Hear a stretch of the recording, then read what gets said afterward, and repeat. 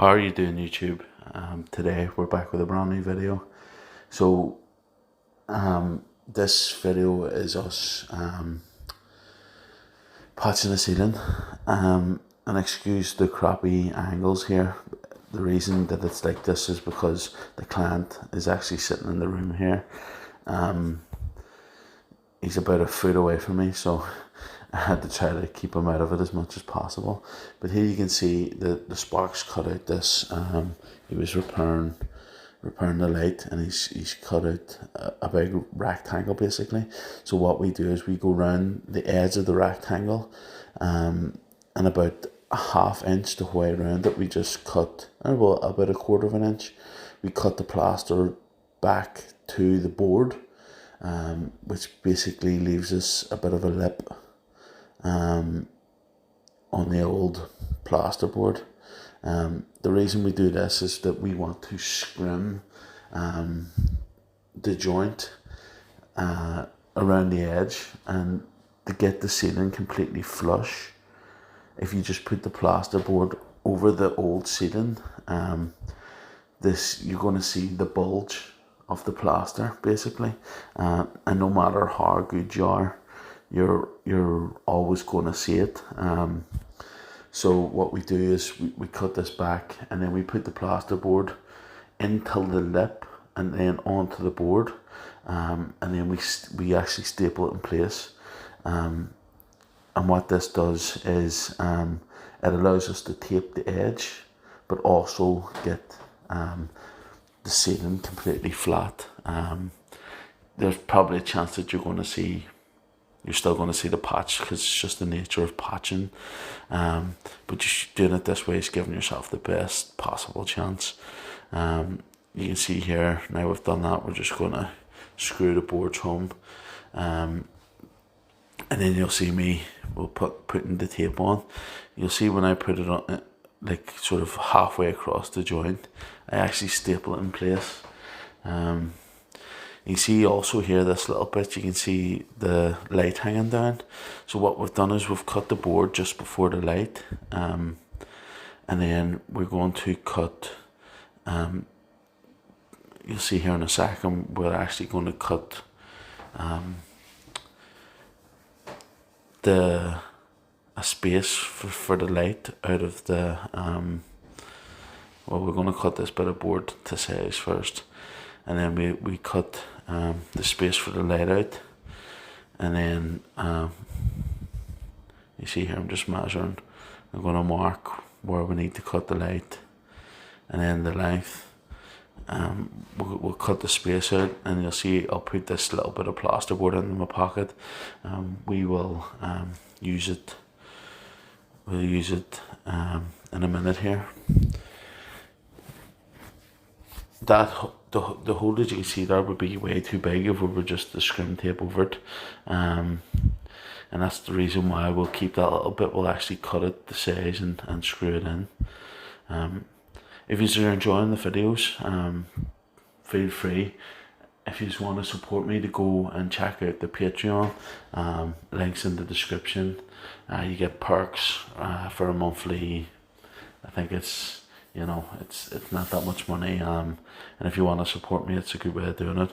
Also, there's links to my affiliate links to Amazon in the description. The links bring you the tools that I use. If you buy the tool, I get a commission. If you don't buy the tool but you go on to buy whatever else that you're going to buy, I still get the commission. So it's a good way of supporting me and not having to really support me, and not really have to spend any extra money. So you can see here, we're just using the tape and we're sticking it right on the very edge. We'll staple it in place.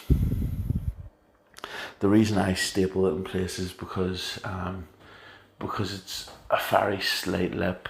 The plaster or the scrim tape tends to slide sometimes, and you can sort of it not be covering the crack, and the last thing you want to do is come back and cut it out and have to redo it. So we do it this way, and then you know for a fact that it's not actually going to crack again. This was a very small job. And if you watched How to Price a Job, one of the fitters I posted a while ago, I explained that I've sort of a minimum charge, and no matter what I'm doing, I'm going to charge that same charge. And this is one of these jobs, like I was home for 11 o'clock, but I still got a full day's pay for this. And it's the way you young fellas should be pricing your work. For some reason, the plasters most tradesmen really, but are like wary about telling people how much they earn and that sort of stuff, like telling the young lads how to price work. But if you want an idea, go and check out that video. I'll give you a bit of an idea how to price your work. And you could be doing small jobs like this, getting paid a day, and then home for 11 o'clock. So next step is we're going to fill the skim. So what we do is we'll come round, I'm standing on my back and you can't really see, but we'll fill the edge, trying to get as little on the ceiling as possible. But yeah, we're basically trying to fill the center. You see, we're getting we're sort of completely filling it out, and we put it on a little bit heavier, and then it means when we come to give it its close in, we can scrape it back till where we actually need it to be. Yeah, so you can see we've left a decent bit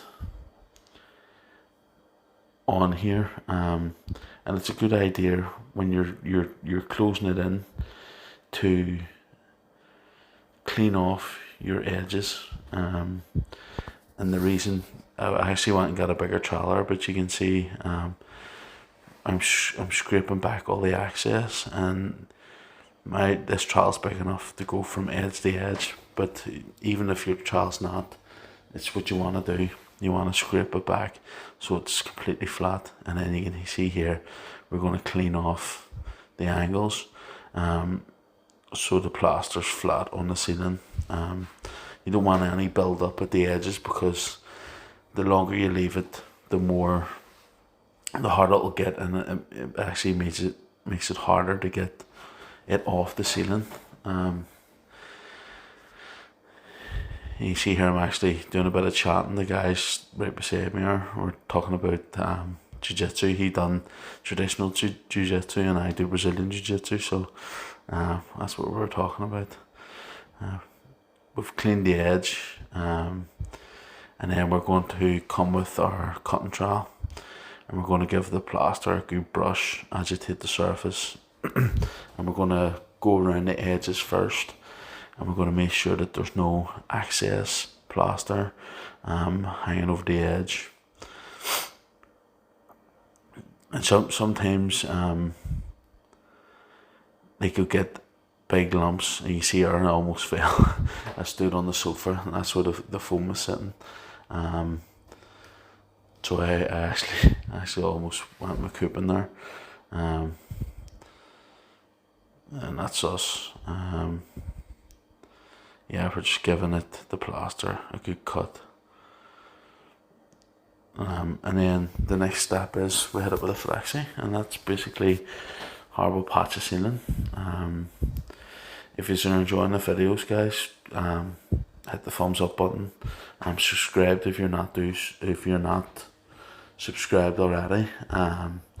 Check out the links for the Patreon and the affiliate links in the description. And check out the social media. All photos of every job we do is posted on the social media. It's a good place to check out the videos, or to check out the before and sort of after videos. It's hard to see detail here, but you'll see better detail in the photos basically. I just want to say thanks for watching, and I'll see you in the next video.